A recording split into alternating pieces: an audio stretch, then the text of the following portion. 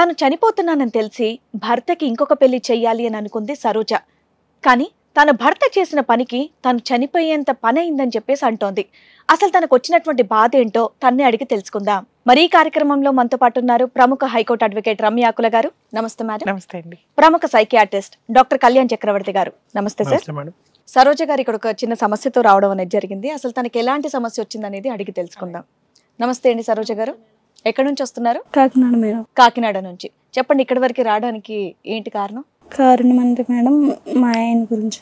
మీ వారి గురించి? అవును మేడం. ఏంటి మీది love marriage arranged marriage? Arrange marriage. Arrange. పెళ్ళి ఎంత కాలం అవుతుంది? పెళ్ళి 8 సంవత్సరాలు. 8 సంవత్సరాలు అవుతుంది. పిల్లలు ఉన్నారా? బాబు ఉన్నాడు మేడం. ఒక బాబు ఉన్నాడు. ఓకే, చెప్పండి మీ సమస్య ఏంటి? నాకు గత 2 సంవత్సరాల నుంచి అనారోగ్యంగా ఉంది మేడం. అంటే మెడికల్ షాప్ దగ్గరికి వెళ్ళి మెడిసిన్ చేసేసుకుంటున్నాను, డాక్టర్ దగ్గరికి వెళ్ళలేదు. అలాగే ఆరోగ్యం కొంచెం ప్రాబ్లంగా ఉంది. 2 సంవత్సరాల నుంచి మీకు ఒంట్లో బాగాలేదా? బాగుంటలేదు అంటే మేడం. ఎలా? అంటే కొంచెం నీరసంగా ఉందని బడికి మెడికల్ షాప్ దగ్గరికి వెళ్ళి టాబ్లెట్లు వేసుకుని. నీరసంగానే ఉందా లేదంటే వేరే సిమ్టమ్స్ లాంటివి ఏమన్నా? కొంచెం బాగా నీరసంగా ఉండటంతో ఈయన తీసుకెళ్లారు మేడం హాస్పిటల్కి. తీసుకెళ్తే క్యాన్సర్ అని చెప్పారు మేడం. తెలియకుండా 2 సంవత్సరాల నుంచి మెడిసిన్స్ కంటిన్యూటీగా చేశాను మేడం. చేస్తే అప్పుడు క్యాన్సర్, కడుపులో కాయలు ఉన్నాయని చెప్పారు మేడం. బాగా సీరియస్ అయిపోయింది నా పరిస్థితి. అయిపోతే బాబు కోసం, ఇతని కోసం ఆలోచించాను మేడం. నేను చనిపోతే వీళ్ళు ఏమైపోతారన్న భయంతో ఇంతో ఒక ప్రామిస్ చేయించుకున్నాను మేడం. నేను చనిపోతే వేరే మ్యారేజ్ చేసుకోమని అడిగాను మేడం. అడిగితే అప్పుడు ఈయన ఒప్పుకోలేదు. ఒప్పుకోకపోతే నేను ఒప్పించాను. ఒప్పించిన తర్వాత బాబు కోసమన్నా చేసుకోమని బతిమలాడాను మేడం. అప్పుడు అని అంటే అప్పుడు నేను ఈయన ఫోటోలు ఫోన్లో పెట్టాను మేడం. ఈయనకి ఇంత జాబు, మ్యారేజ్ కావాలి, అమ్మాయి ఉంటే చూడమని, అదే మ్యారేజ్ బ్యూరో వాటిలో పెట్టాం మేడం. పెడితే నాకు అంతగా ఎవరు సెట్ కాలేదు. అయితే తెలిసిన అమ్మాయి అని చెప్తే తెలిసిన అమ్మాయి అని మాట్లాడాను మేడం. ఎవరికి తెలిసిన అమ్మాయి అమ్మా? ఆమె తెలిసిన ఎవరికి? మీ ఇద్దరికి తెలుసా? మా చుట్టాల తరపుని తెలిసింది మేడం. తెలుసారు. మీ ఆయనకి ఆల్రెడీ సంబంధాలు చూస్తున్నామని తెలిసి చుట్టాలు మీకు ఇన్ఫార్మ్ చేశారు, పలానా సంబంధం ఉంది, మన దూరపు చుట్టం అని. అవును మేడం.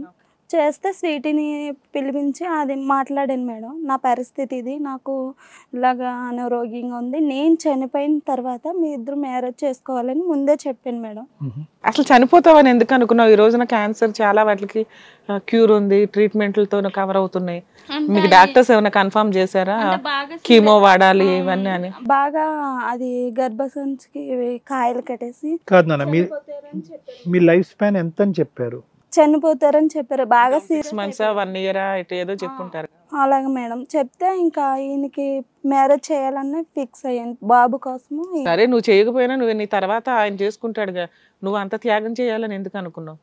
వచ్చిన అమ్మాయి పిల్లని బాగా చూసుకుంటుందో లేదో అంటే ఈయన ఎవరో చేసుకుంటే బాగా చూస్తారో లేదో, మనకే తెలిసిన అమ్మాయిని చేస్తే బాగా చూస్తుందన్న నమ్మకంతో అడిగాను మేడం.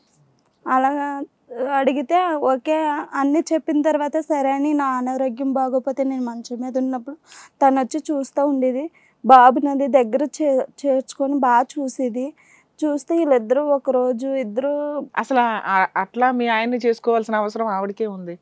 అమ్మాయి ఫస్ట్ మ్యారేజా సెకండ్ మ్యారేజా? ఆ అమ్మాయికి మ్యారేజ్ అవ్వలేదని చెప్పారు మేడం. అది తను ఒక అనాథ, బాబాయ్ వాళ్ళ ఇంట్లో ఉంటుంది అలాగని చెప్పారని. బ్యాక్గ్రౌండ్ ఏమీ లేదు కాబట్టి మీ ఆయన్ని బాగా చూసుకుంటది. ఈ లోపు నువ్వేంటి మీ పిల్లోడు ఏంటి అలవాటు అవుతుంది కదా అని అలాగని అనుకున్నాను మేడం. అనుకుంటే నేను ముందే చెప్పాను మేడం తనకి, ఇలా పరిస్థితి దూరంగా ఉండాలి, నేను చనిపోయిన తర్వాత ఇద్దరు పెళ్లి చేసుకోవాలని ముందే ప్రామిస్ చేయించుకున్నాను. చనిపోయిన తర్వాత అమ్మా? ముందు కదా? అవును సార్. వీళ్ళు ముందే కమిట్ అయినట్టు. సరే, ఏమైందమ్మా? అప్పుడు నేను అనారోగ్యంతో ఉంటుండగానే తిను అదే కలిసి ఉండడం నేను చూసాను మేడం. చూస్తే అప్పుడు నేను చనిపోయిన తర్వాత కదా మీ ఇద్దరు ఇది పిలిచింది, నేను బ్రతికే ఉన్నాను కదా, అలాగని వాళ్ళిద్దరిని వెళ్ళిపోమని చెప్పాను మేడం. ఆ కండిషన్ సరిగ్గా వినలేదేమోనమ్మా, ఇప్పటి నుంచే స్టార్ట్ చేయమన్నామేమో అనుకున్నారేమో. క్లియర్ అతి మంచితనం వల్ల ఇదే సార్. నేను చనిపోయిన తర్వాత మీరు ఇద్దరు పెళ్లి చేసుకోవాలని ప్రామిస్ కూడా. ఇప్పుడు నీకు అర్థమైందా? నువ్వు చనిపోయినాక ఎట్లాగో ఆయన చేసే పని అదే. ముందే నువ్వు ఉద్ధరించడం అంటే ఇదే, నీ గొయ్యి నువ్వు దవ్వుకోవడం. ఈ మాత్రం దానికి ఎందుకు బతిమాలేదు? ఎందుకు బతిమలాడేది ఏంటి? గోంగూర సంబంధాలు అయితే కదేంటి రోడ్డు మీద పడి ఆయనే చేసుకునేవాడు. బాబు కోసము కాదమ్మా, నీ క్యాన్సర్ డిటెక్ట్ అయిన తర్వాత మీరిద్దరు భార్య భర్తల సంబంధం అనేది నడిచిందా? అది కూడా చాలా కాలం పట్టలేదా? రైట్, అది ఓకే. అందుకని తనకి చెప్పి ఒప్పిస్తే ముందుగానే వీళ్ళిద్దరిని అలా చూడగానే తట్టుకోలేక మళ్ళీ ఇద్దరు నాకు వద్దని పంపించేసాను ఆమెని. ఎంతకాలం అయిందమ్మా ఇదంతా వ్యవహారం? 2 years. డాక్టర్ గారు 2 సంవత్సరాల్లో చనిపోతారని చెప్పారు కదా, అప్పటి నుంచి కంటిన్యూస్గా ఎలాగా చనిపోతాను అనేసి అంటే వెబ్సైట్లు అంట saadi.com ఇట్లోట నా గురించి పెళ్లి. సరే, అప్పుడు మీ ఆవిడ గొప్పతనం ఏంటో నీకు అర్థం అవ్వాలి కదా. ఏదో ఒక అమ్మాయిని తీసుకొచ్చింది, ఆవిడ మనశ్శాంతి కోసమన్నా మీరు ఆగాలిగా. అంత ఒళ్ళు కొవ్వెక్కి ఎందుకు కమిట్ అయిపోయారు? కమిట్ అంటే అన్ఎక్స్పెక్టెడ్గా ఏం జరిగిందంటే ఆ అమ్మాయి కూడా డైలీగా మా అబ్బాయిని చూడడం, ఇలా దగ్గర అవడం గట్టా తొందరగా నేను ఎలాగా చనిపోతాను కదా, చనిపోయేటప్పుడు ఫ్రెండ్లీగా మూవ్ అవుదాం అనేసి ఆ అమ్మాయి కూడా ఈ అబ్బాయితో తల్లిగా ఎలా చనిపోద్దని తల్లిగా ఉండాలి కదా అనేసి. అదే ఇదంతా మంచితనం అనుకోవచ్చు, ఫిజికల్ రిలేషన్ ఎందుకు పెట్టుకున్నావా అని అడుగుతున్నా. ఫిజికల్ రిలేషన్ అంటే ఆ టైం అన్ఎక్స్పెక్టెడ్ అనుకోకుండా జరిగిపోయింది.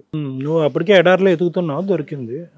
సర్లే కానీ కాదు, ఇప్పుడు ఫ్రెండ్లీ అంటే కనుక నీతో ఫ్రెండ్షిప్ ఏంటి చండాలంగా? బాబుని చూసుకోవడానికి ఫ్రెండ్లీ, బాబుతోటి మూవ్ ఆన్ అవ్వడానికి. అవును కరెక్ట్. నువ్వు నీ ఫ్రెండ్షిప్ ఏంటి? తనే ఇలా మ్యారేజ్ చూస్తున్న అమ్మాయి నచ్చిందా లేదా ఆవిడ చూడడం మంచిదే, పెళ్లి ఆవిడ చనిపోయిన తర్వాత అని నిన్ను ఒప్పించింది కదా. నువ్వేమన్నావు? నేను శ్రీరామచంద్రుడిని నేను ఎవరిని చేసుకొని అన్నావు. ఆవిడేదో బతిమలాడింది, ఒక అమ్మాయిని ఇంట్లోకి తీసుకొచ్చింది. ఆ ఇంట్లోకి ఎందుకు తీసుకొచ్చింది అంటే ఈ లోపు పిల్లోడితో రేపో వస్తుందని, నీతో రేపో వస్తుందని కాదు. పిల్లోడి కంటే ఫాస్ట్గా నువ్వు మూవ్ అయిపోయావేంటి? మూవ్ అంటే తనకు కూడా హస్బెండ్ అని చనిపోయారంట. చనిపోవడం వల్ల ఏమా అమ్మాయికి ఆల్రెడీ హస్బెండ్ చనిపోయిన వ్యక్తి? ఆ అమ్మాయికి మ్యారేజ్ అయింది, చనిపోయిందని మాకు తెలియదు మేడం. నాకు తెలియదు, అందుకే ఇందాక అడిగా మీ ఆయన్ని చేసుకోవాల్సిన అవసరం ఏముంది? తల్లిదండ్రులు లేరన్నారు, మామూలుగా అనాథ అన్నారు, చిన్నన్నల దగ్గర పెరుగుతుంది అన్నది. జాలి పడ్డావు, ప్లస్ మీ భర్తకి సరైన ఈడు జోడ అనుకున్నావు. బాబుని కట్ట బాగా చూసుకుంటది, ఎవరు లేరు కదా అనుకున్నాను మేడం, కానీ ఇలా చేస్తుందని నేను అనుకో. సరే, అది చూసిన తర్వాత ఏమైందమ్మా? వెళ్ళిన తర్వాత పంపించేసాను సార్. పంపించేసిన తర్వాత మళ్ళీ నాకు ఇంకా బాగా సీరియస్ అయిపోయింది. 3 months తర్వాత అయిపోయిన తర్వాత మళ్ళీ నేను అలాగా తనతో నేను డీప్గా ఉండను, నిన్నే బాగా చూసుకుంటాను అక్క, బాబుని మళ్ళీ నమ్మావా? అలాగని చెప్పి నాకు ఒప్పించి మళ్ళీ వచ్చింది మేడం. వచ్చి మళ్ళీ అదే విధంగా ఇద్దరు కలిసి ఉండేవారు మేడం. సరే, నువ్వు ఆల్రెడీ అన్ని ఫిక్స్ అయ్యావు. సరే పోనీ, వాళ్ళిద్దరు ఈ లోపు మీ పిల్లోడితో ఎట్లా రేపోనో భర్తతో కూడా రేపో అనుకుని ఊరుకోవాలి. క్యాన్సర్ రిపోర్ట్లు వచ్చాయి మేడం, కొంచెం నయం అవుతుంది అని చెప్పారు. అదేగా చెప్పేది, నువ్వెందుకు కంగారు పడ్డావే తల్లి అని. అప్పుడు లైవ్ అవుతుందని చెప్పబడికి ఆమె ఇప్పుడు నువ్వు అడ్డైపోయావా వీళ్ళిద్దరికి? అవును మేడం, నన్ను చంపాలని చూస్తున్నారు. ఇద్దరు కలిపి డాక్టర్ దగ్గరికి వెళ్ళి ఇతను అడుగుతున్నారంట మేడం, ఎప్పుడు చనిపోతుంది అని అడుగుతున్నాడంట. అప్పుడు నీ ట్రీట్మెంట్ అవుతున్నంతసేపు ఏమో నీకు ఎవరైనా కనిపిస్తున్నారా, చనిపోయే ముందు ఎవరన్నా కనిపిస్తారంట కదా, అలా నీకు ఎవరైనా కనిపిస్తున్నారా అని అడుగుతుంది మేడం. తనేమో అంటే చనిపోయే ముందు ఎవరైనా కనిపిస్తారంట మేడం, అలాగ అడుగుతుంది.